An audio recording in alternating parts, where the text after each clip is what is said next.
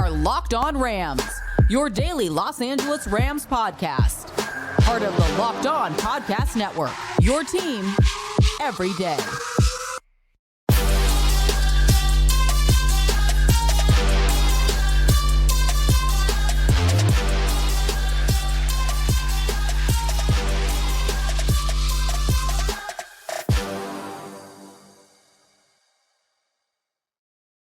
What is up, Ramley, and welcome to another episode of Locked On Rams, your daily podcast covering your Los Angeles Rams, free and available wherever you get your podcasts. Locked On Rams, part of Locked On Podcast Network, your team every day. We're also available over on YouTube, so if you haven't yet, do us a huge favor and subscribe to Locked On Rams YouTube channel. Hit that subscribe button, hit that notification bell, hit that like button, and let us know, do you want to see the Rams draft an edge with their first pick? My name is Doug McCain. You can follow me on X and Instagram at DMAC_LA. I've been covering LA sports for over a decade, 24/7 sports, Dodgers Nation, SI, Locked On. And as always, I'm joined by the Rams pre-half and post-game show host for the Rams flagship radio station, ESPN 710 LA. He just finished his 8th season covering your Los Angeles Rams, the People's Champ, Mr. Travis Rogers. You can follow him on X at Travis Rogers. And on today's episode, the Rams are rumored to be interested in drafting these two edge rushers. What are Les Snead's strengths and weaknesses as a GM in the draft? And also a very discouraging stat about Michael Hoecht at the edge rusher spot. But first, this episode of Locked On Rams is brought to you by FanDuel. Make every moment more. Right now, new customers get $150 in bonus bets guaranteed. That's $150, win or lose. Visit FanDuel.com/lockedon to get started. Okay, Travis, so we're going to kind of focus on the edge rusher position on this one. We're going to talk about some players the Rams are rumored to be interested in. But first, before we get there, we can talk about Les Snead a little bit. His strengths and weaknesses in the draft and as it pertains to edge rushers. So when it comes to the edge rusher position, Les has really favored, we're going to go out there, use picks, get the Von Miller types. We're going to get the established edge rusher. Not going to go out there and use a high pick really on one in the draft. It looks like that could change this season, but I do think that with Aaron Donald retiring, you're kind of thinking a little more long-term. I do think it kind of makes more sense this time around. Yeah, I think that all those circumstances kind of, blend together to make it more likely than not that maybe the draft is the better option for this particular moment in time. For all the reasons that you just said, that, you can go out and you can find somebody in the league that's performing at a high level, but how long are you going to have them for? The most teams are not looking to move on from their best edge guy, especially a young edge guy who's certainly the type of player that the Rams would want. So you're far more likely to get somebody long-term through the draft than you are through a trade. Now, I think what could be interesting is you take some shots in the draft and you see what happens at that particular position. And if you hit it, great. But if you don't, then I think, and we'll just use him as the example because I think it's the best one. You do more of the Von Miller situation. You kind of be opportunistic in the trade market in the short term and take a swing when you think a swing might be the difference between you getting over the top or not. Long-term solution, I don't think there's a Jalen Ramsey situation out there where here's a package for a guy who's still at the very beginning of his prime. You can come in here, you can get the rest of his prime out of him and then move on from there. I think this is more likely because of the Aaron Donald thing you mentioned. This is a draft situation as opposed to a trade situation at that particular position. Yeah, and I think they could have gone into this saying, okay, plan A was, will Brian Burns become available, right? Will some of these edge rushers that could have been available for a first-round pick, are they going to be on the board? Well, it turns out they weren't, so you kind of have to pivot to say, okay, what's the next best option? Maybe a second or third-tier edge rusher we could trade for? Do you wait to the season when you have camps beginning and guys get cut and you can jump on a veteran there? Or do you say, you know what, at this point, we like someone enough in the draft to say, okay, we'll find our franchise, our premier edge rusher in the draft? It does feel like there's a high probability that that's the case, even if it's not in the first round. But as far as his strengths and weaknesses go, as far as how they've improved, he's definitely improved throughout the years, in my opinion. He had a really good draft last season. I think he has a clear vision for what he's trying to accomplish, and I think it really started on the offensive line. You went out there and you drafted a Steve Avila. Then you went out there and you traded for a Kevin Dotson. Then this offseason, you brought in Jonah Jackson, right? You solidified that offensive line. You want to go that route. But when it comes to weaknesses, I would say they really fell in love with gadget guys for way too long. I mean, the thing with Tavon Austin, right? You go out there, you drafted Tavon Austin, and you say, you know what? The problem with Tavon Austin was he wasn't small enough. Okay, let's go out there and draft Tutu Atwell. Let's see how that works out when Creed Humphreys was available. So I think they fell in love and got too cute with certain picks when it comes to those gadget guys. Yeah, I don't think he's any different than the vast majority of NFL GMs, in that you get some right and you get some wrong. You just want to be right more often than you're wrong. Nobody's like, oh, I had 10 picks and I nailed 9 of them. That's just not how this game works, and it's really not how it works at the top of the draft. I agree with you that if, in the first round, I need to go super chalky, and a 4'0" wide receiver is not super chalky. That's something that I don't like. But Greg Robinson looked like a great pick. He was a complete bust. Aaron Donald's still sitting around outside of the top 10 or right at top 10. I forget where he went. And you get a guy that is maybe the greatest player in the history of the league at his position. There really isn't an exact science to this. There's some science involved, and then you cross your fingers and hope that you get lucky along the way, because for all the guys that you met, yeah, he did get Steve Avila. Absolutely great pick. He's going to be around for a long time. He also drafted Logan Bruss the year before, and he's barely on the team, and they drafted him in roughly the same position. There just is so much luck and good fortune or bad fortune and crossing your fingers and go. Generally speaking, he's done a really good job. He's missed on more than he's hit, especially once you get outside of those first handful of picks. And even in the first handful of picks, it's about a 50-50 hit rate, which I think if you went through every GM in the league, that's probably better than most. You're going to miss on a whole bunch. This is why I like when they trade their picks. This is why I like when there was no question about Jalen Ramsey being a good player. There was no question about Matthew Stafford being a good player. There's no question about Von Miller being a good player. They're good players. There's no, it's just, do they fit? Do they stay healthy? That's it. Where now, you're not getting Aaron Donald like that, but you are getting some guys that really help your team win. I'm a much bigger fan of using those picks to get proven players than taking big swings and hoping that you're right, that the coin lands on heads. Yeah, you could tell there's the GMs out there that want to make those picks because they say, okay, that's a feather in my cap if this guy works out, right? And we've seen GMs crush it in the draft, and okay, they change the draft, and then 2 years later they're fired, right? Okay, right. It can come at you that quickly. That's how the NFL is. But I think where Les Snead is, I think where he's at in this part of his career, especially coming off that draft last year, where he can definitely, puff up his chest saying, okay, we went out there, we got Puka, we got Avila, we got a lot of nice pieces in the later rounds that prove to be contributors. Mm-hmm. I want to see him go from a guy that can bring in talent as well as from the draft, as well as he can externally. I mean, at this point, he's someone that's better at acquiring talent externally than he is finding guys at the draft to become long-term contributors. I mean, yes, you have AD, Cub, Avila, you have Puka, but there's a lot of busts in there. I mean, you got Ogletree. I mean, the list goes on and on. You got No Boom. You could say Hendo, Rapp, Akers. I mean, this goes on Bobby Evans, but there are, but I don't know if there's any more than anyone else. You know what I mean? And this is like, I guess this isn't a perfect analogy, but if we're buying stocks,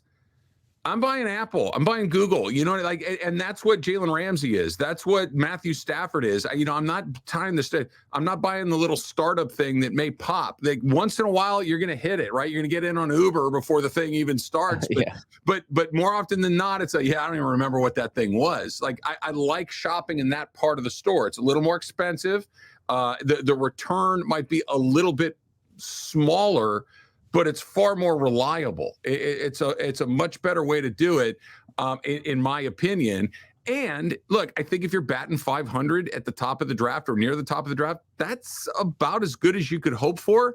The Rams haven't really drafted at that point, like we've talked about, since 2016, and most of it's been really, really good. There's been a down year here or there, but Whatever has gotten him to this point, I would continue to do it. Yeah, I would say he definitely has a lot of momentum after last year's draft. But let's say last year's draft didn't turn out the way it did. Then you'd probably be questioning, is his hit rate there at 50-50? But if it is at 50-50, like it is clearly, you would probably say, okay, then what's the roster build look like? Do you have the quarterback in place to go out there and be aggressive? They still do. We'll see what they do. And one thing they could pursue is bringing in that edge rusher from the collegiate ranks. We're going to talk about two guys coming up next here on Locked On Rams. Passion, drive, and patience. The formula for winning championships is also what keeps your ride or die alive. eBay Motors has everything you need to maintain your vehicle and level it up to peak performance. Superchargers, roof racks, exhaust kits, LED headlights, and a whole lot more. So whether you're into speed, power, or style, eBay Motors has you covered. With over 122 million parts for your number one ride or die, you will always find exactly what you're looking for. And with eBay Guaranteed Fit, your part is guaranteed to fit your ride every time or your money back. Because with eBay Motors, you're burning rubber, not cash. With all the parts you need, at the prices you want, it's easy to make your car the MVP and bring home huge wins. So keep your ride or die alive at eBay Motors. Eligible items only. Exclusions apply. eBay Guaranteed Fit only available to U.S. customers. And we are off and running here on Locked On Rams. Thank you for making Locked On Rams your first listen every single weekday, free and available wherever you get your podcasts. Locked On Rams, part of Locked On Podcast Network, your team every day. And also a special shout out to those everyday listeners out there watching and listening to every single episode of Locked On Rams. We can't tell you how much we appreciate you. And you can join that Everyday Listeners Club too. Membership is 100% free, and you won't miss a thing about your Los Angeles Rams. Now, Travis, here in our second segment, we're going to talk about some of these edge rushers that they could draft. Now, we have talked about Liatu Latu tons of times here on this show. Yeah. And Tony Pauline of Sportskeeda, he said the Rams will turn to Latu if Byron Murphy, the defensive tackle out of Texas, isn't available. He writes, one of those teams are the LA Rams, who hold the 19th pick of round one. While I've had Byron Murphy, the second, mock to the Rams with that first pick, there's a good chance that the Texas defensive tackle doesn't make it that far, and the Rams turn their attention to Latu. So respect to Pauline, but I will say I remember when he had a punter mocked high to the Rams a couple years ago. So you always want to kind of take these with a grain of salt there. But look, if the Rams get Liatu Latu at this point, I'm hoping they get him if they trade down and get him. I'm not so sure. I love him just as he's your just traditional number 19th pick. And, of course, UCLA Bruin, I got to support him. But look, he's 24. He's dealt with some injury issues. I think the ceiling, I'm not so sure it comes with the raw talent. He was highly productive in college. But, yeah, I think if you could trade down and possibly still get him, then I would like him there. Yeah, I think you bring up a good point. I think it's one of those, how much better is he going to get? Who knows, right? It doesn't feel like there's a ton of opportunity for, okay, he's an A right now and he's going to be an A triple plus, 5 years from now. But what he might be is a B plus, and what he might be 5 years from now is a B plus. And by the way, that's not so bad. And that's not a bad way to do it. I think that if you can get a really safe return on the 19th pick, you kind of go there. Now, if you can get it at 25 or 30, that's even better, to be sure. But again, I don't know if I'm swinging for home runs at 19. I don't know if you're going to have an opportunity to do that. I keep coming back. I really don't think the Rams are going to pick there. I think they're going up or back. I just don't think that they're going to sit there. That's not what they do. That's not how they've used the draft. I don't know if that's the spot in the draft where you're going to get. You're either looking for the guy that you could pick at 19. I think is about the guy you could pick at 40. I don't think there's a huge difference in talent and upside there. But what you could buy at 12, I think, is very different than what you could get at 19. So we'll see. We'll see what they do. But I'd love to have Latu. I think he's going to be a good pro. I don't know if he's going to be a great pro, but I think he's going to be a pretty good pro. And if you said, look, this is a guy that is going to play on your line for 7 or 8 years, he's going to be a really good player for 7 or 8 years, he's never going to be a great player, I might sign up for that. I think that's a pretty good return at that spot. It just makes you wonder. I mean, I always get concerned when people just drop their college stats and their college production as a reason to draft someone. I mean, if Liatu Latu is playing the SECs, having 23.5 sacks, I mean, and watch all those games in the Pac-12, not the best offensive lines in the game. And look, he's uber talented. I think you make the best point in that he's going to be really solid. I mean, might be a really nice Benz, probably not going to be a Ferrari, but it's really nice to drive a nice Benz. You know what I'm saying? But it's not going to be that supercar potentially. Now, we're talking about Chop Robinson. It's more of the raw pick. I mean, he's someone you could possibly trade down. People are calling him Choptimus Prime. I mean, give me a good nickname, and I'm kind of in too. So look, I think of all the things to take him, that's probably number one. That's right up there. We can Bend call him there. Choptimus Prime. I'd move up to number one to take him. You know, absolutely. Bye, Caleb. No, absolutely, he's going to the Bears for sure. So yeah, I mean, for me, we talked about this in the first thing about Les Snead. Look, sometimes yes, you always want to be active and trade those picks for established stars, but hey, if you have the instincts to know that Aaron Donald is going to be that guy, right? And if Byron Murphy II, they feel, of course, it's not going to be another Aaron Donald, right? He's one of one. But if you can be that franchise guy moving forward that can help elevate this team and be a foundational piece, I think you have to consider going that route, knowing that, look, this offense is going to score points no matter what, right? So it's going to be pretty interesting. Now, another edge rusher that they're rumored to be interested, and this guy would be available in the later rounds, is Jonah Elliss out of Utah, 6'2", 248 pounds. He's got that high motor. He's got long arms. I mean, he's more of a pass rusher that is going to really just kind of attack from the edges. So I think if that's a thing too, if you really believe that there's not a big difference between a Jonah Elliss and a Liatu Latu, and you can go and get that left tackle, you can go and possibly trade up for a playmaker and say, okay, only chance we have to win the Super Bowl is if we're lighting up the scoreboard and we're going to make the most out of Matthew Stafford. That's an idea that I would consider. Me too. Look, if you're telling me you get one shot at a player at 19, like a Latu, or you get two shots at an Ellis type of guy later in the round, and the gap between their best versions of all those guys is pretty small, give me two bites at the apple, right? Like, give me a chance to take not only that guy, but another guy. And again, if you're picking at the top and it's Peyton Manning or it's one of these guys, I get it. It's a once in a lifetime opportunity. You got to go for it. But if it's the difference between an A- and a B+, you want two B+ or one A-. I think I want two B+. You know, I want to take two shots at it as opposed to one. So I'm with you, D-Mac. I think if you can move back and you're not sacrificing a ton of upside and you get more picks at it, I love that.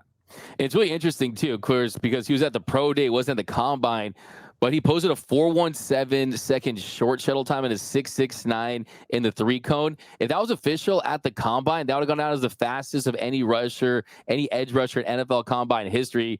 It would top Bruce Irvin's 6.7 in 2012. So when you got that short area quickness and those raw abilities, that to me is like, okay, that to me is what makes it really, really intriguing. Some guy that where he played his college ball and you're kind of getting more value because of that. And he's kind of slipping under the radar. So I definitely like that idea for sure. And I think it's kind of funny too. We're talking about guys, wearing shorts, running around in cones, but it all makes a difference. Well, that goes back to the Latu thing that you're talking about. Maybe playing in the Pac-12 isn't the same as playing in the SEC. It's not. But you know what? Being really good is being really good. And guys that are good on one level, move to the next level, are really good, move to the next level, are really good. I like the opportunity to continue to play the game. Like, I get it. Okay, the underwear Olympics are one thing. Cool. How do you play football? I'm really interested in that. And if you can play football, and look, the Pac-12, it's not a bunch of bums. No, there are pros in that league. RIP. So yeah, RIP indeed. I put a lot of value in that. I put a lot of value in production in a high-level league, and the Pac-12 was. And if you can get guys there for value, let's go. And also last year, Byron Young, he actually had the fastest cone drill. So clearly, the Rams are definitely looking at these things when selecting their picks. They're talking about everything. It's very nuanced, but definitely the high upside athleticism is something that they highly consider. And then you could probably get him at the 83rd pick. 98th, there's a chance.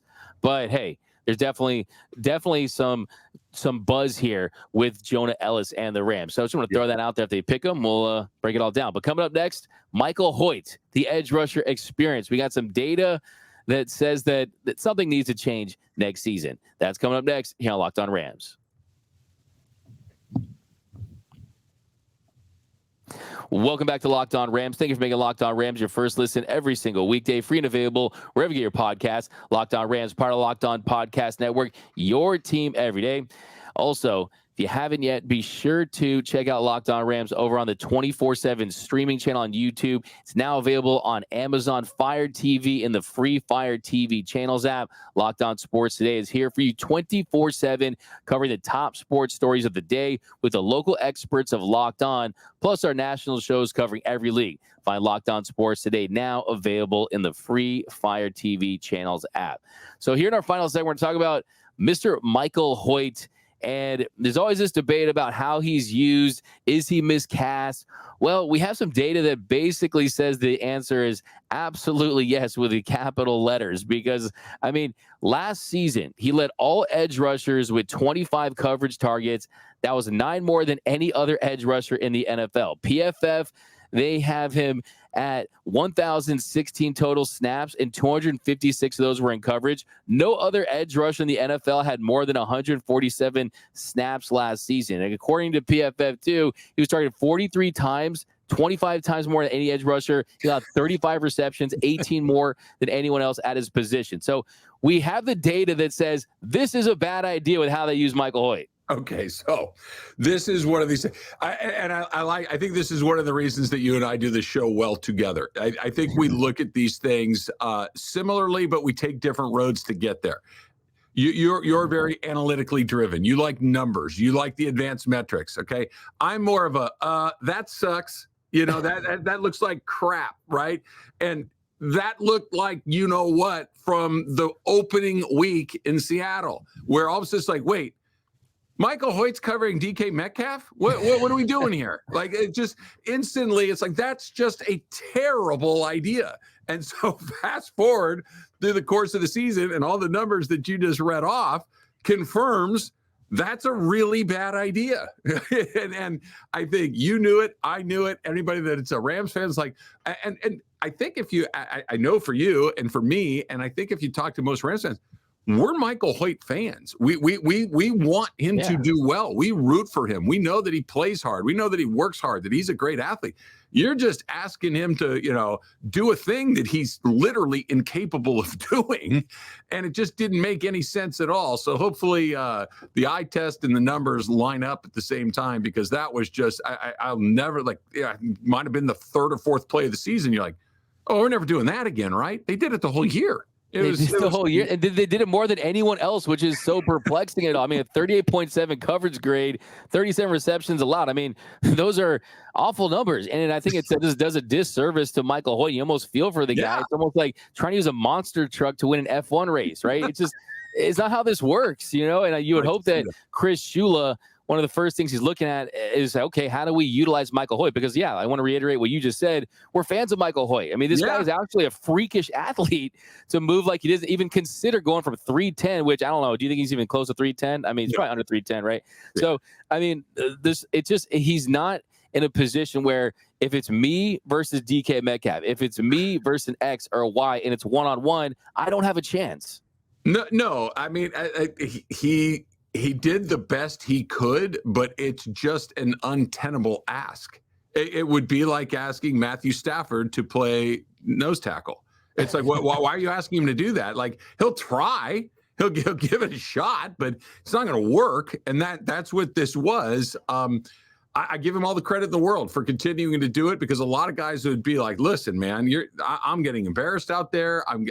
This is bad for me long term. This is, right on down the line of all the reasons not to do it. And he went out there and he competed like crazy week in and week out. But, at some point, try is just not enough. You got to have some sort of results. And they just really weren't there in that regard. Yeah, and I think really just the big takeaway of this whole show is that, look, they need stability at that edge rusher position, especially with Aaron Donald retiring. You got Byron Young, you got Michael Hoecht. We need to upgrade that position, and if you really want to put this defense in the best position to have success and really pair itself with that offense, that's definitely one of the top priorities for Chris Shula heading into the 2024 season. But that's going to do it for this episode of Locked On Rams. My name is Doug McCain. You can follow me on X and Instagram at DMAC_LA. And, of course, you can follow the People Champ, Mr. Travis Rogers, at Travis Rogers. Until next time, whose house? It's Locked On Rams house.